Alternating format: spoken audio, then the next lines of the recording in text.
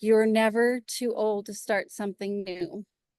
And I think those were other things when I was really low down. Like it was just, I mean, I was very scared to go out and do anything, and I didn't have a voice. And now I do. And I'm not going to let anyone silence me or my children ever again. And that's where, making someone, doing what I do now is going, oh, I feel free and I finally feel alive to do things, even though I'm, 40 years old. So I'm excited to introduce Maria Cammarota, a single mom, a PADI certified mermaid. I can't believe it. I'm meeting a first-time mermaid right here, and a powerlifter. So welcome, Maria. Thank you very much for having me. I'm happy Yes. to be here. Yes, of course. We are so happy to have you too. So, Maria, tell us about um, yourself and how did you get started in powerlifting, first off? Well, I've known about all different types of, workout and physical activity, and it really, I used to just do different types of lifting, but didn't understand when I was younger. And then after I got divorced, I started, like, I always just used to run, and then I'd plateau, and then, after, there was a lot of things that I was going through after my divorce, just trying to heal and figure out how to, I had taken these tough struggles from going from, a very silent person and almost, I wouldn't be here today because of being in that silence. So I wanted to find my voice. And so I started lifting weights. And at first I was very, very intimidated because I was like, oh my gosh, I'm so weak. How am I going to do this? And so those were one of those things that, then I just kept lifting the weights. And, it wasn't that the weights got lighter. It was just that I got stronger inside and out as I went through different things. I learned about, somehow someone said, well, what are you competing for? And I'm like, I'm supposed to be competing for something? I'm competing for me. I am doing this for me. And then, in the last year, I said, I looked at the powerlifting competitions and going, okay, well, I think I could do this. And I, went on to the USA Powerlifting in Washington, and like started messaging the director going, okay, I don't know how or anything like this. This would be my first meet ever. Um, and I don't know if I'm ready. So, but she's like, no, you can do these ones or these ones. And then I found one that was Ladies of Iron. And I was like, oh yeah, yeah, that's me. So I chose that one in May this year. And I literally submitted at the end of March and start training after I got back from becoming a PADI certified mermaid. And I was like, yay.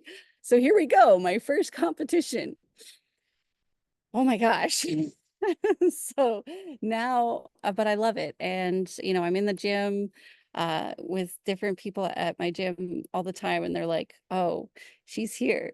And we always lift each other up. We're always doing different things, but they know I've got my focus to just continue to lift and not just, you know, think about wellness for all the time, but even as I get older and just as I continue to, go into powerlifting.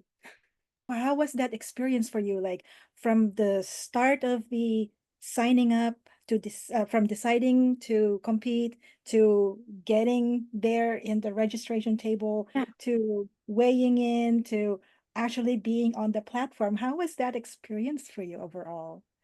I deal with a lot of, um, anxiety and things like that. And I think we always do. I challenge myself to try to do different things. And as soon as I signed up, there's always that voice inside from way back when going, oh, can you do this?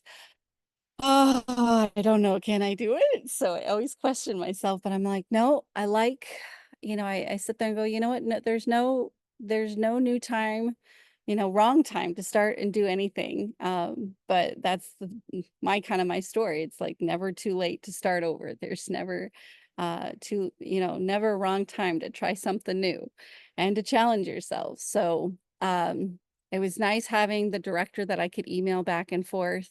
And I have 3 children, so my teens, they'll all be 16, 18, and 21 here in the next few months. But so my youngest ones came with me to go down and get all set up, and I was like, oh my gosh, my nerves were completely crazy.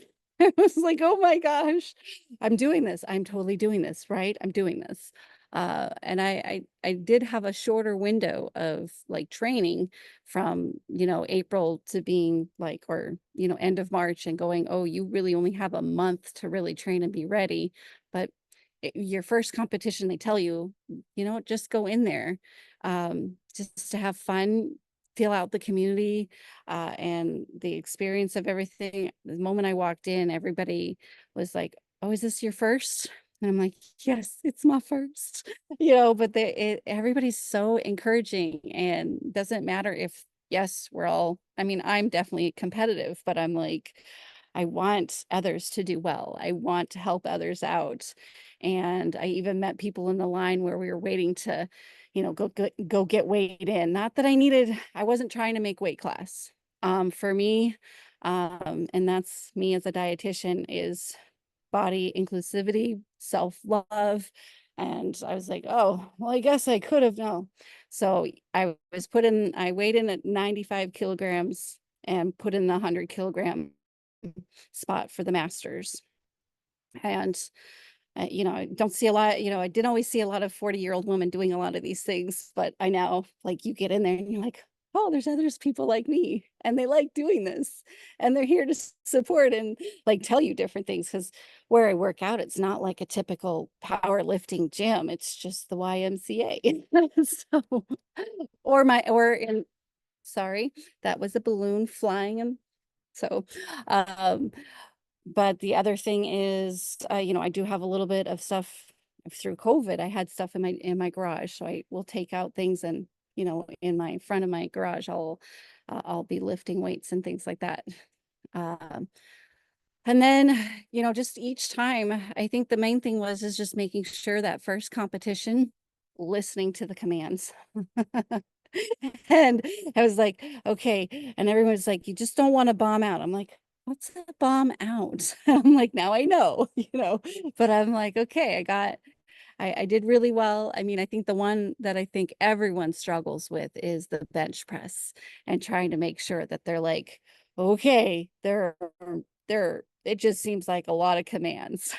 So, uh, but I did really well. And I learned more about making sure how my form was on the bench. And I've been practicing so much since that first competition. And I'm just excited about where I'll go. Um, when I do my next competition, because I've been doing a lot better, just different things. And then there's always times where I'm practicing and practicing and I'm not budging, but I try to make different changes based upon going, okay, what do you need to do next? What's different? And how do we get there? And trusting the process of it all, because I can definitely sit there and say to myself, you know what? It took you a while to get where you are now, and look where you've come. I mean, I used to only be able to, well, just lift up the bar or 5-10 pound plates when I first started. And now I'm lifting a lot more than that, completely a lot more than that, more than my body weight on many things. So it's like, okay, you're okay. And it's a good process of seeing how my body has changed from where I was and to where I am now. That's fantastic. And what got you hooked instantly to powerlifting? Getting you to here now. Oh, I think even though my first powerlifting competition was in May, and just going forward, there's two things. One, once I started lifting, it wasn't just like being able to be strong on the outside, and seeing, oh, I can do this, and but it was also that perseverance, that dedication, that inside that I was becoming more whole and complete and finding myself and what really like fueled my passions. And lifting has been that change for me. It has been me finding my voice and just a lot of craziness that I've gone through. And then the second part was just I've done trail running, I've done hiking, I've done, various different types of activities. And when you go into that gym and you're going for competition, it's just a whole different level of community. And I feel like it's inspiring, it's motivating, and you just want to have my circle is small, but I like to include those around me and be where I feel where I can be completely myself and that I am supported and encouraged to just keep going in whichever direction I want to go. So I think that's most of it. It's all really like, oh, there's that experience to just go, yes, this is where I belong. And I love it. It's wonderful. With powerlifting, there's a lot of challenges that it comes with, right? Like training, the schedule, the work, balancing life. With you, what were some of the biggest challenges that you faced and how did you overcome them? Well, I would say the biggest challenge has been, I was the main thing has always been that voice inside since I was little and overcoming those things where that no, not doubting myself and not sitting there and just getting in my head about what I can and cannot do. And then taking it as going and saying, yes, yes, I can. So that was always been a biggest challenge is because I grew up with a lot of abuse and trauma in that area, which kind of it just sometimes will sneak in and you're like, no, there's no room for that here. There's my time. And I can do this and I've done it and I'm going to continue doing it. The other thing is going through injury. So and it's interesting to think about. Oh, when I was married, I went through all types of health issues. I couldn't even walk around the block. I couldn't even lift my kids because I'd be in pain. I wasn't sleeping. I was in a very dark, dark place in my life in which I was like, oh, well, all this stress is, well, literally it was killing me. So I made that choice to, move away from that. I mean, I had surgery on my feet, my leg, my calves. They wanted to do a lot of surgery on my back and my neck for different things that were going on. And now, of course, I'm, deadlifting over 300 pounds, and I'm like, no, I'm good. I'm fine. I do have an injury. Another one is just from trail running. I, was going up a hill or even coming down, and on the side, in order to catch myself from the cliff, I ended up actually pushing out some of my meniscus and just some of the joint. So I do, even with and that's the hardest part when I'm doing my squats. That's the hardest one for me to do because I work with that right. Well, the left knee, not as bad, but the right knee is the one where I have to go, okay. And in that competition I had, they're like, oh, you had it on the left, but the right. I'm like, oh, don't say the rights. So definitely. And then the training schedule, you have to have this, you think about how many weeks it takes you to go from, one, I mean, some people compete a lot. I gave myself for the first year just to do 2 competitions because I felt like that was a good break in between. Some people do more.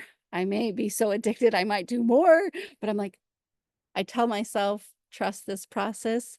And while you're working through physical therapy and different treatments on the knee, making sure to be smart. I always say, work smart, play hard. So, but so those are just definitely, and it is brutal because I'm not only I work 40 hours at one job, but I picked up a second job So I work like 50 hours, at least 50 hours a week. So putting that schedule together to train, but that's my sanity. That's my like I need my gym time. Everybody knows, uh-oh, uh-oh, here she kind of but I definitely know it's where I get to clear my head and I get to go in and just it's not that I have anger, it's more the factor of going, I just I really look forward to lifting. I really love where I'm at, finally being able to look at myself and say, yeah, I do love you. And I work out to make sure that um I can do the different things that I'm inspiring to do, but also because I want to take care of myself and hopefully also help others to do the same. So, Yeah. And were there any times or any moment in your life that it felt like you're giving up? And how do you push yourself through it, especially with everything that you just mentioned? How do you do it? I'm just so, so inspired by your story. I feel like I saw on Instagram, or maybe it was something else, a TikTok that my kids had sent me, and they're like, well, Wonder Woman is single, Superwoman single, Catwoman single. That's it. Mom is a superwoman and she's also a mermaid. No.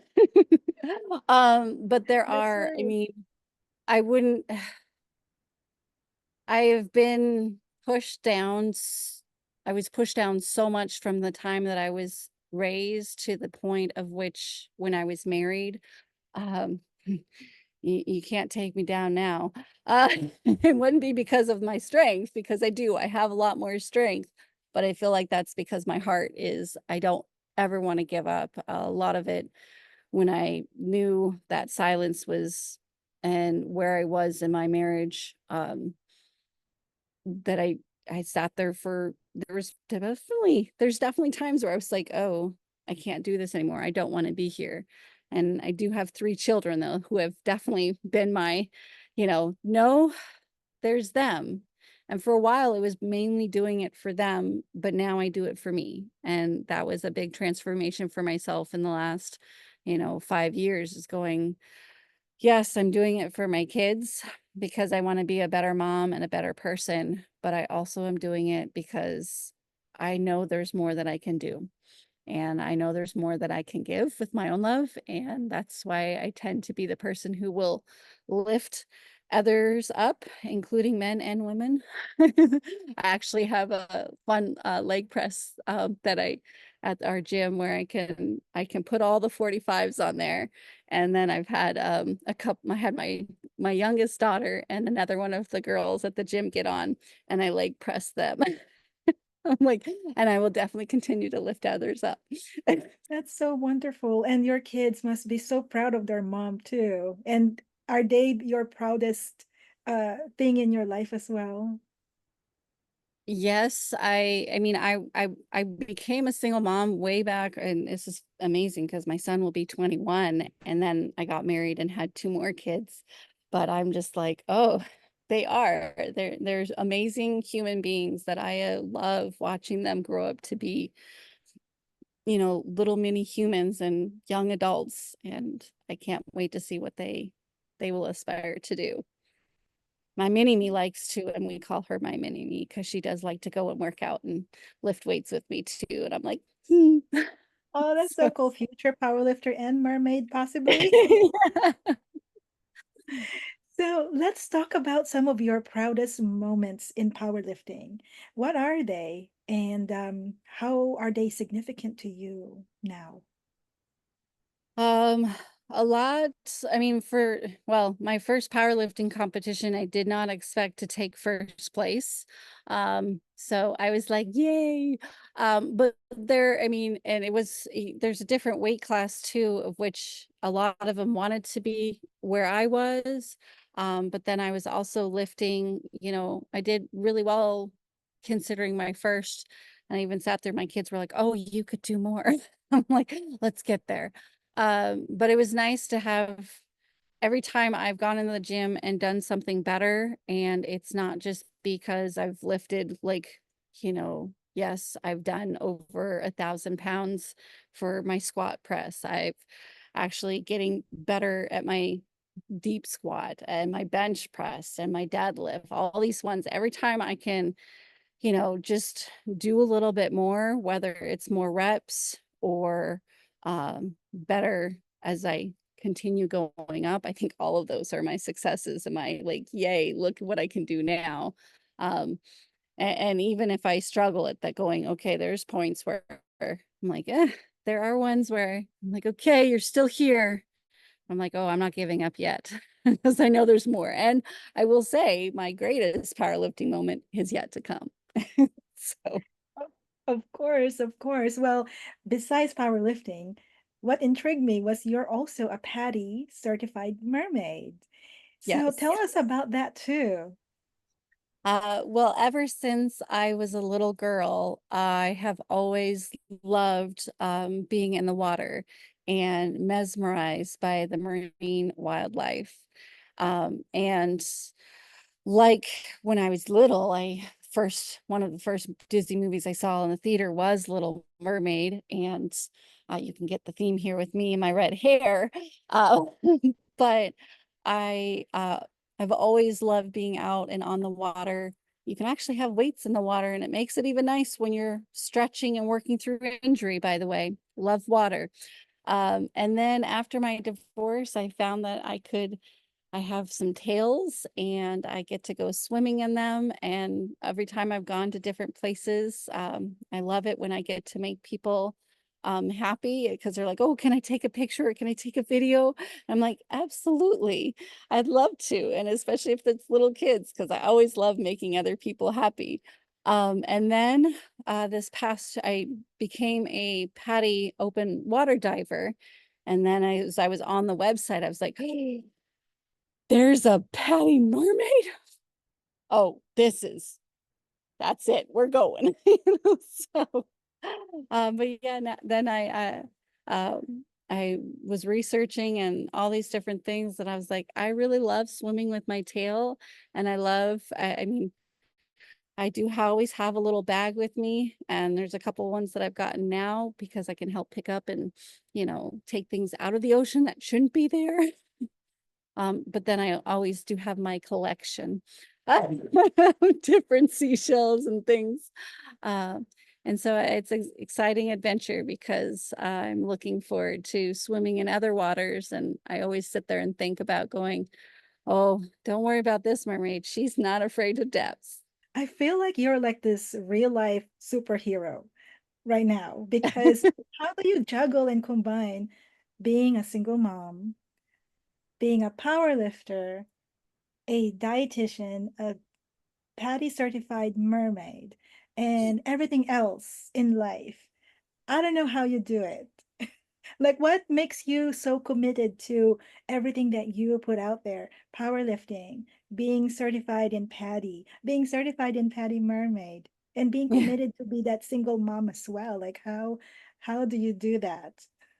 I would love to say there's a sprinkle of magic, but it's definitely, I mean, you don't go out and think that oh, this was what you were supposed to do and things like that. I've learned to overcome a lot of things and realized, I mean, it's nice to know that I can do all these different things and have so much, so much light I feel like to give and like just continue to do the different things. And some days it's definitely not easy. I have my ups and I have my downs, and it's mostly centering myself to remember that there's more I can do. I mean, you kind of start sitting there, you get kind of a little philosophical going, okay, where am I going? What else is there?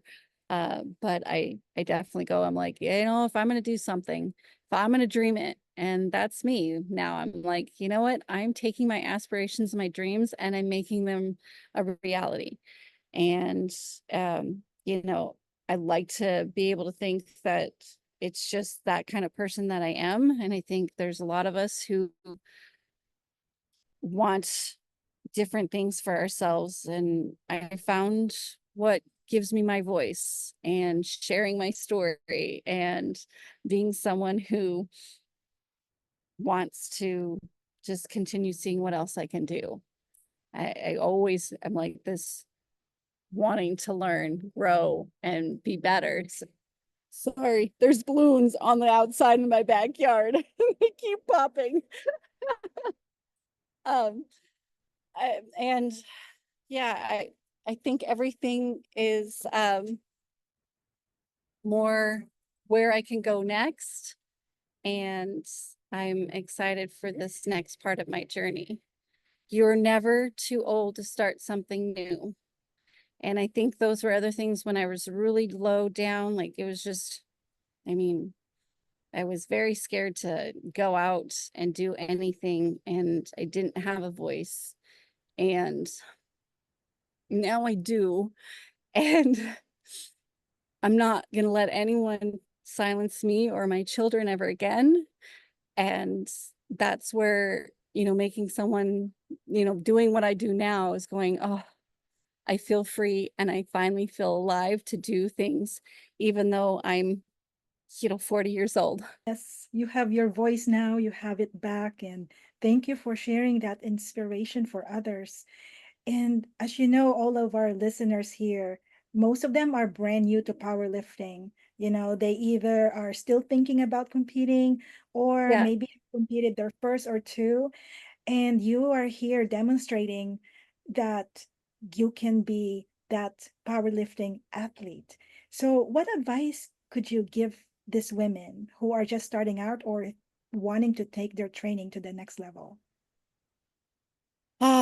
I say, like even just those things of going when I first started and looked at weights, and this dietitian thinks that there's, you can do things with nutrition and you can do things with moving your body, and there's many other things with your mind, meditation, stretching, and it's just finding what makes you happy and how you want to move your body. And if that's powerlifting, oh, don't worry about and you might, because I hear all the time, oh no, someone new is in the gym. And I'm like, absolutely not. You're welcome. Everyone starts somewhere. And if I didn't start at the bottom, and I mean, I always have known, I put more respect for those who are helping out others, and I respect everybody as well. But I want to make sure that even if you're new, and I will continue telling anyone, if someone doesn't welcome someone into the gym or tries to shame them, I don't like those things. I want to be the light. I want to help people. And if you like, someone's asked me like, how do you do this? And I'm like, all right, you want to learn? Let's go. Let me take off a couple of these weights first, but we'll start here first because I want you to be able to. And they're like, oh, this is awesome. I used to only do this. And I'm like, it's great. And I think there's people out there uh, that will also be helpful. And if not, you come find me. I will tell them. No. That's right. That's right. And then the other thing is, the other thing I tell a lot of women, because they're like, oh my gosh, look at you. You, I want to be like you. And I'm like, oh, I love that. But I want you to be like you because you are an individual. And even though there's a lot of similarities, I want you to judge yourself based upon where you started. I and keep looking at that person in the mirror to compare yourself, because that's what really matters. And when you start looking at yourself as person who you are trying to take care of, instead of, I mean, there's so many people out there. There's so much social media with influencers. And you know what?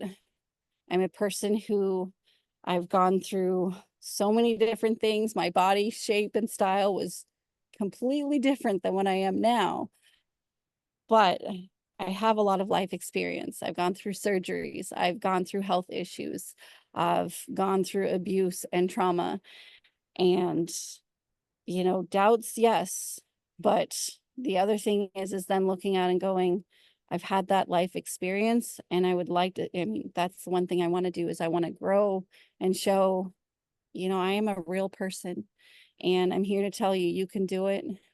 Just believe in yourself and love every step of that process that you do. Trust the process. Don't go too fast.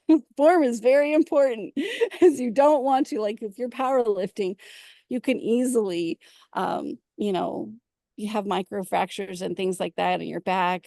And if you're just trying to compare to other people, but trust that process and continue to practice, practice, practice, practice.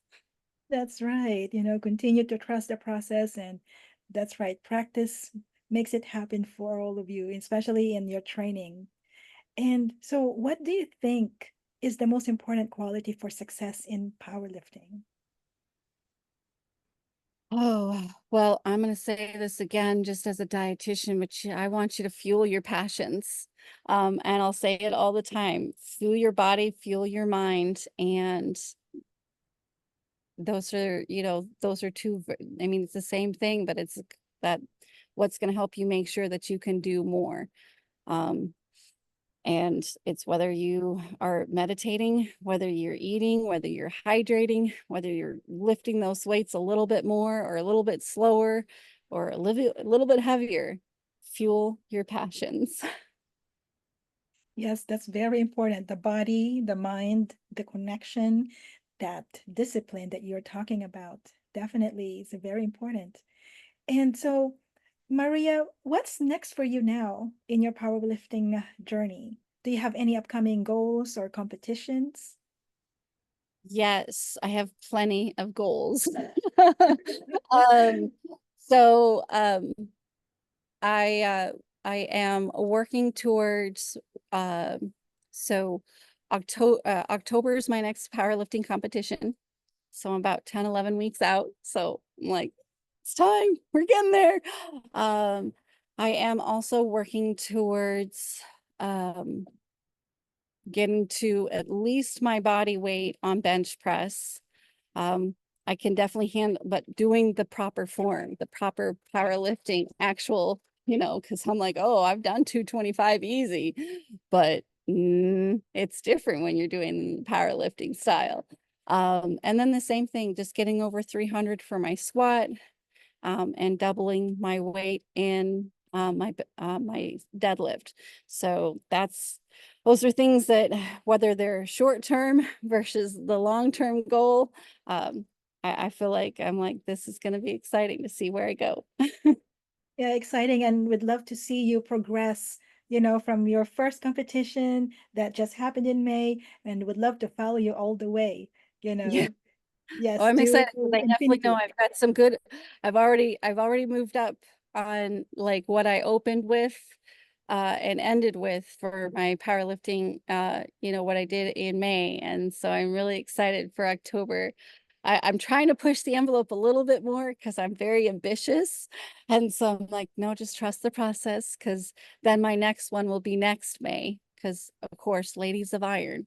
Yes. And it would love to know, right? Like our openers become our warm-ups, right? Right. Or Well, and even our I backs. Yeah, today I was even in the gym going, "Oh my gosh, I remember this was my second best at the powerlifting competition, but it was a very rough go for me to do, you know, my 1 rep max. And today I did 6 reps of that same weight. And I'm like, I did it.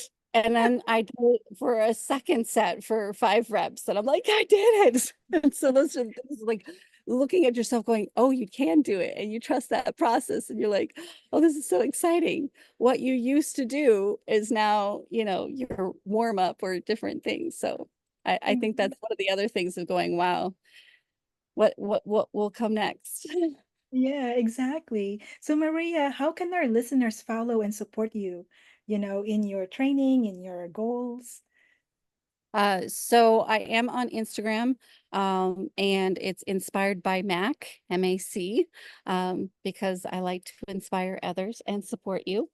Mhm. And then I'm also on Facebook. It's True Champion of Science, but you can find it through that Instagram as well. And then I'm going to be following on the Women of Powerlifting, of course. So I will see you there. Thank you, Maria. And so, Thank you. any last words that you have for our audience? Anyone listening? Ah, just never lose find your voice and fuel your passions and, enjoy powerlifting for what it is for you.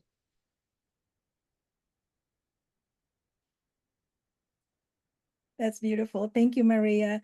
Thank you so much for sharing your story with us. Thank you for being an inspiration, especially to all the single moms there, the aspiring mermaids, and Yeah. also those that are, choosing to make powerlifting, part of their life. So thank you for your story of inspiration from abuse, from trauma, to just overcoming it and being here with us, gaining your voice and taking a stand. So you're such an inspiration. Thank you so much. Well, thank you so much for having me. And it's always really great to speak and tell my story and then hopefully be an inspiration to support someone else going, oh, she's over 40 and she just started, you know. I guess that other part of that mermaid in me is going, you were made to make waves. So That's thank you. right. That's right. It's been a pleasure having you on the show. Thank you, Maria. Thank you so much. To our listeners, thank you for tuning in to the Women of Powerlifting podcast. If you enjoyed today's episode, please leave us a comment and subscribe so you don't miss any future episodes. You can find us here on YouTube at Women of Powerlifting and follow us on Facebook and Instagram. Until next time, keep lifting and stay strong.